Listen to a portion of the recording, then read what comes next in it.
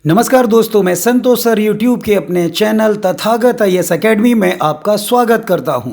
दोस्तों, आज का हमारा टॉपिक कीलाड़ी सभ्यता पर आधारित है, जो कि एक नगरीय और पक्की ईंटों की सभ्यता थी। इसे द्वितीय नगरीय सभ्यता भी कहा जाता है, जो वेंगाई नदी के तट पर स्थित थी।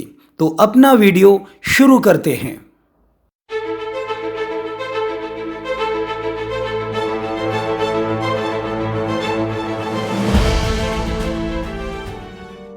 कीलाड़ या कीझाड़ी के नाम से उल्लेखित एक नगरीय सभ्यता की खोज तमिलनाडु के शिवगंगा जिले के थिरुप्पवनम ताल्लुक में की गई है। यह खोज आदिचनल्लूर पुरातात्विक स्थल के बाद तमिलनाडु में की गई सबसे बड़ी खोज है, जो कि वेंगई नदी घाटी सभ्यता और प्राचीन संस्कृति को दर्शाती है। कीलाड़ी उत्खनन के विशेषज्ञ एपिग्राफिस्ट वी वेदाचलम कहते हैं कि यह संस्कृति 3री शताब्दी ईसा पूर्व से लेकर 3री शताब्दी ईस्वी के मध्य में विकसित थी। कई विद्वान इस संस्कृति को संगम काल से जोड़कर देख रहे हैं। इसके उत्खनन का प्रारंभ 2015 में पुरातत्वविद अमरनाथ रामकृष्ण के नेतृत्व में प्रारंभ हुआ। यहाँ के किसानों द्वारा कृषि कर्म के दौरान कई पुरावशेष मिलने का दावा समय समय पर किया जाता रहा था। इसके बाद यहाँ का सर्वेक्षण किया गया, जिसमें पाया गया कि महज 2 से 2.5 मीटर की गहराई पर ही एक प्राचीन बस्ती के अवशेष मौजूद हैं।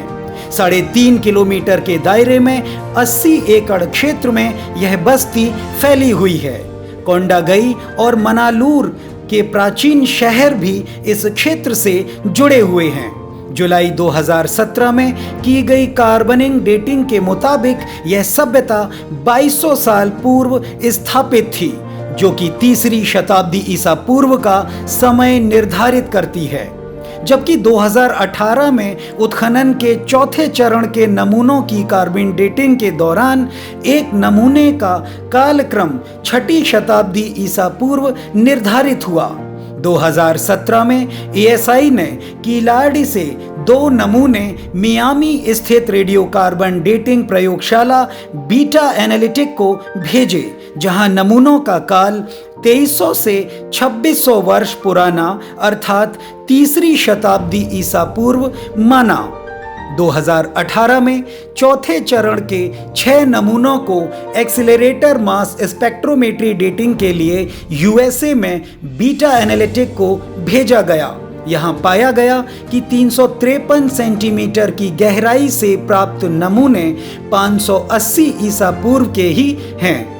यहाँ यह बात याद रखना बेहद जरूरी है कि मगध साम्राज्य और मौर्य वंश के पुरावशेष एवं सिक्के तथा मुहरें 26 मीटर की गहराई से प्राप्त हुए हैं, न कि 2 से 2.5 मीटर। यहाँ दूसरे चरण की खुदाई 2 जनवरी 2016 को शुरू हुई, जिसमें चिकित्सकीय जार, प्राचीन रसोई के कुएं, कारखाने, मोहरों सहित लगभग 6000 से अधिक कलाकृतियां प्राप्त हुई, जो कि रेडियो कार्बन परीक्षण से करीब 2200 वर्ष पुरानी पाई गई।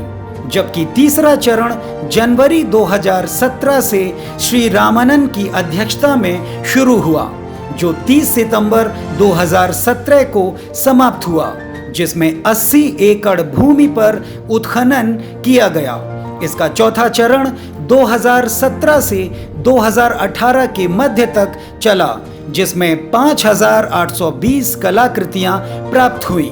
ये कलाकृतियां एवं भित्ति चित्रों के निशान सिंधु घाटी लिपि के समान ही पाए गए। इस उत्खनन से इस बात को बल मिला कि सिंधु घाटी सभ्यता की भाषा प्रोटो द्रविड़ियन ही थी। जून 2019 में डॉक्टर आर शिवनाथम के नेतृत्व में यहाँ 5वें चरण का उत्खनन किया गया। उन्हें यहाँ संगम युग की ईंटें और 700 से अधिक वस्तुएं प्राप्त हुई, जिसकी रिपोर्ट लगभग पूरी होने ही वाली है। 19 फरवरी 2020 को छठे चरण के अंतर्गत यहां पड़ोसी गांव मनलूर, कौंधगई और अगरम में उत्खनन प्रारंभ हुआ, जिसकी रफ्तार कोरोना आपदा के कारण धीमी पड़ गई है। कीलाड़ी सभ्यता में पक्की ईंटों का प्रयोग किया गया है। साथ ही तमिल ब्राह्मी अक्षर नक्काशीदार प्लेट पर लिखे हुए मिले हैं। कीलाड़ी को पांड्य राजवंश का शहर माना जाता है, जिसे उन्होंने नया नाम पेरुमानलुर दिया था। यह नगर सभ्य, शिक्षित और संपन्न लोगों के भूतकाल को बयां करता है। सिरेमिक ट्यूब के जरिए यहाँ का पानी नहरों में जाता था। यहाँ छल्लेदार कुएं के अवशेष प्राप्त हुए हैं। पुरातत्वविद वेलप्पन बताते हैं कि यहाँ के निवासी नदी के किनारे कुएं बनाते थे तथा वर्षा की अनुपस्थिति में तालाबों में पानी को इन्हीं कुओं से भरा जाता था, जिससे सामान्य जनजीवन सुलभ हो जाता था। यहाँ से प्राप्त एक मिट्टी के बर्तन पर तमिल भाषा और ब्राह्मी लिपि में आथन, उत्थिरन तथा थीसन जैसे व्यक्तियों के नाम उत्कीर्ण मिले हैं। इस भाषा लिपि से संबंधित 72 बर्तन यहाँ से प्राप्त हुए हैं। वहीं विशेषज्ञ टी उदयचंद्रन के अनुसार कीलाड़ी उत्खनन से प्राप्त कलाकृतियां सिंधु घाटी सभ्यता और तमिल ब्राह्मी के लिपियों के बीच एक कड़ी की ओर इशारा करती हैं। वहीं आर शिवनाथम और एम सेरन का तर्क है कि तमिल ब्राह्मी के सबसे पुराने सत्यापन की तारीख को 6वीं शताब्दी ईसा पूर्व में धकेला जा सकता है। वहीं सम्राट अशोक ने ब्राह्मी लिपि और प्राकृत भाषा में लिखे अभिलेखों को धम्म लिपि के नाम से अपने अभिलेखों में स्पष्ट किया है। कलकत्ता विश्वविद्यालय के पुराविद विष्णु प्रिया बसाक ने कहा है कि तमिल ब्राह्मी लिपि वाले बर्तनों की परत अवधि का अभी कोई ज्ञान नहीं है कि वे कितनी गहराई से प्राप्त हुए हैं। तभी हम उनके ब्राह्मी के संबंध को स्पष्ट कर सकते हैं। वहीं द्रविड़ विश्वविद्यालय के पुराविद ई हर्षवर्धन बताते हैं कि वैज्ञानिक रूप से यह स्पष्ट है कि तमिल ब्राह्मी लिपि 6ठी शताब्दी ईसा पूर्व की ही है। मद्रास विश्वविद्यालय में तमिल साहित्य विभाग के पूर्व अध्यक्ष डॉक्टर वी अरासु आरोप लगाते हैं कि कीलाड़ी की खुदाई से कुछ हिंदूवादी संगठनों को ठेस पहुंची है।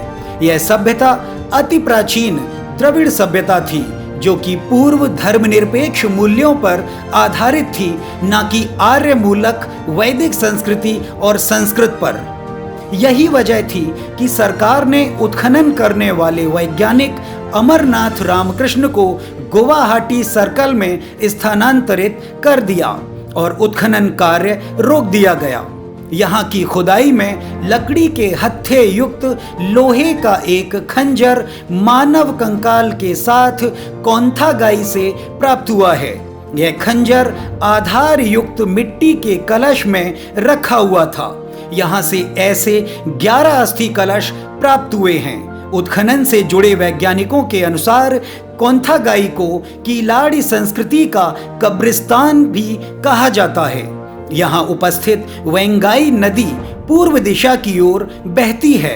कीलाड़ी सभ्यता का समाज साक्षर था। वे बर्तनों पर अपनों के नाम लिखते थे तथा पशुपालन व कृषि कर्म से जुड़े हुए थे।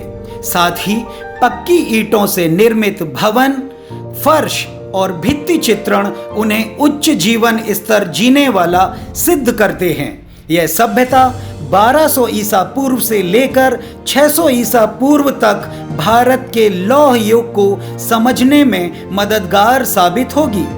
बालकृष्णन कहते हैं कि सिंधु घाटी सभ्यता के हर जिले में प्राप्त शंख, जो कि सिंधु घाटी सभ्यता की विशिष्टता है, जो वहां व्यापक रूप से प्रयुक्त था, मद्रास के दक्षिण पूर्वी तट से प्राप्त किया गया था। यदि और गहन जांच हो तो दोनों सभ्यताएं समकालीन या उससे भी कम समय में नेतृत्व करती प्रतीत होंगी। यहाँ से 53% बैल, गाय, भैंसे के अवशेष प्राप्त हुए हैं। साथ ही कांच की चूड़ियां, आभूषण, स्वर्ण आदि प्राप्त हुआ है। इटली के पीसा विश्वविद्यालय के पृथ्वी विज्ञान विभाग ने काले लाल बर्तनों के स्पेक्ट्रोस्कोपिक विश्लेषण से यह अनुमान लगाया है कि कीलाड़ी के कुम्हार काले रंग के लिए कार्बन तो लाल रंग के लिए हेमेटाइट का प्रयोग करते थे। साथ ही वे बर्तन पकाने के लिए भट्टे का तापमान 1100 डिग्री सेल्सियस तक बढ़ाने की कला को भी जानते थे। वहीं साहित्य अकादमी विजेता वेंकटेश चाहते हैं कि सरकार कीलाड़ी सभ्यता स्थलों को एक विरासत के रूप में मान्यता प्रदान करे। ऐसी ही रोचक जानकारियों के लिए आप हमसे जुड़े रहें और हमारे चैनल को सब्सक्राइब कर लें। तो आज की वीडियो में सिर्फ इतना ही, मिलते हैं फिर किसी नए टॉपिक के साथ।